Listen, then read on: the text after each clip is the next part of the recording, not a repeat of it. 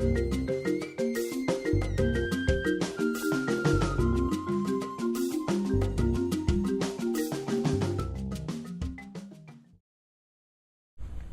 we move to the mining sector.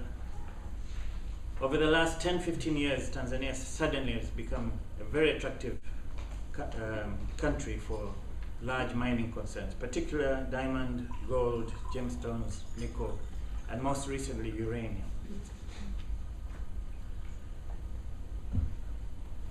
Despite this rapid growth in mining, the impact on the economy remains insignificant. We're not seeing the results that we're expecting as a result of increased revenues from mining. And even then, research has shown that many of the mining concessions are doubtful, and the contracts and agreements are not in favor of the country and are not in favor of the economy. What's happening now is that, largely as a result of a lot of advocacy work both within and outside Tanzania, is that they're making some amendments to the Mining Act to try to redress some of these imbalances. Internally, there are also conflicts over mining. With regard, for example, to uranium, a concession has been issued in one of the largest hunting concessions in Tanzania, the Selous, which also happens to be a World Heritage Site. So there's been an application for government to hive off part of the Selous in order to allow for the mining of uranium. We don't know how it's going to be mined. We don't know what processes are going to be used. But I've seen some pamphlets and leaflets from the mining company saying that they'll do it in a way which will be completely not harmful to anybody. I doubt it. Recently, we've had some problems again with another World Heritage Site, the Serengeti National Park, which borders the Kenya Masai Mara. And the intention there was to put a highway through the park. And despite all the advice from conservationists, the government was adamant. But the problem was the very idea of coming up with that road was done in secrecy. It was mired in secrecy. And that resulted into a lot of concerns. Why?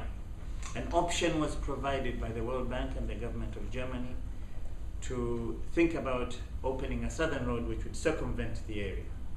The government rejected that idea.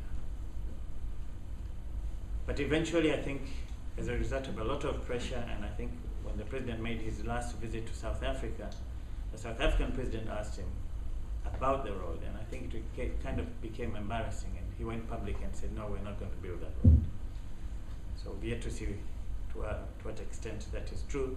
But the idea is there's a link between the mining companies and the need for a road that goes into the ports from east to west to the country, but also to some of the landlocked countries, particularly Uganda, Rwanda, and Burundi. Wildlife, tourism, and hunting. Again, this is a very fast growth area, contributes significantly to national income and employment. And there's a fantastic wildlife policy that allows for communities to benefit from wildlife. But despite more than 15 years of that policy being in place, we have yet to see communities benefiting up to the level that they should be benefiting. And the great contradiction there is you see that those mandated with being in charge of that very same policy are basically shooting that policy down.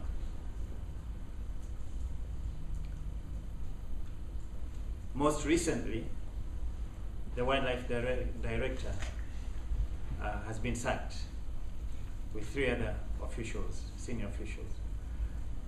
And this followed after a lot of complaints in Parliament of an embarrassing institution in which a number of animals were illegally procured, boarded on a plane at Kilimanjaro International Airport without any paperwork, and taken to the United Arab Emirates.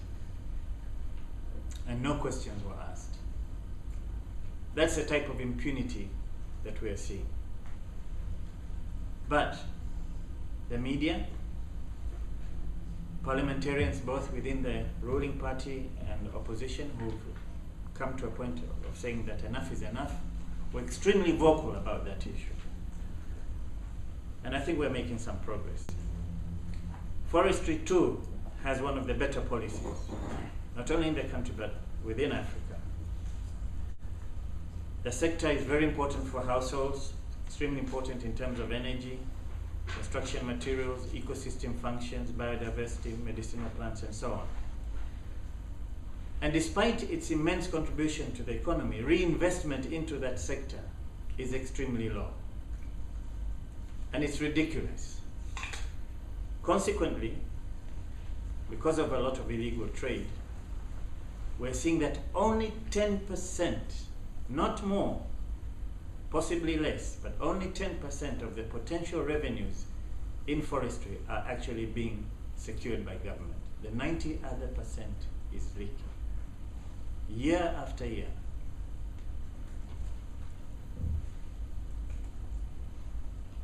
Recent studies have shown some lucrative sales and substantial illegal timber harvesting, and this has come up in the public. And right now we are seeing, and TNRF indeed is engaged in this, in a lot of lobbying and advocacy work regarding with illegal timber trade in Tanzania. Tanzania is a recipient of one of several countries under a Danida-funded project to roll out RED, reduced emissions from deforestation and degradation.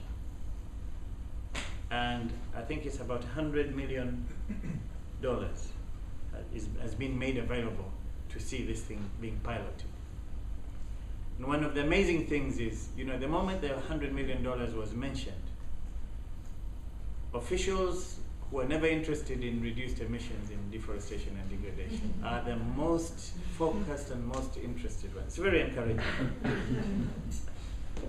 But the missing link here is that the communities who are supposed to be managing these forests, up until today, haven't sat on that table that is making policies, rules, and regulations. Yet another contradiction. So the potential for improving poverty through forestry is great when you combine normal forest management and what the forests can give in terms of commercial and domestic needs, but also when you top up with revenues from RED.